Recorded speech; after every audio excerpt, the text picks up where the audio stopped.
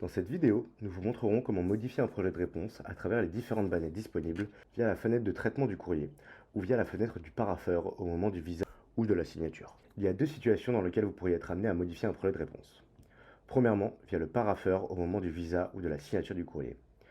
Vous pouvez accéder à la bannette Mes courriers avisés, Mes courriers assignés ou aux bannettes de service dans le groupe assistant, encadrant cordeau ou DRAC adjoint en fonction de vos habilitations.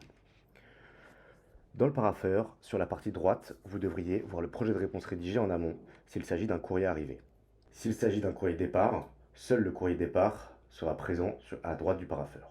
En bas à droite, plusieurs icônes sont visibles, dont celle vous permettant de modifier le courrier en bleu. Pour modifier votre projet de réponse, cliquez sur l'icône bleue. Une nouvelle fenêtre apparaît. Sur cette nouvelle fenêtre, cliquez sur l'icône avec le carré et le petit stylo pour ouvrir l'éditeur de texte et ainsi modifier votre fichier. Ce type de procédé est à utiliser, par exemple, pour modifier quelques fautes d'orthographe directement par le viseur ou le signataire, et ainsi éviter une redescente du courrier pour des corrections mineures ou brèves. Pour connaître la procédure de rédaction d'un courrier dans l'éditeur de texte via Marche Courrier, nous vous invitons à consulter la vidéo numéro 8, Comment rédiger un projet de réponse avec un modèle.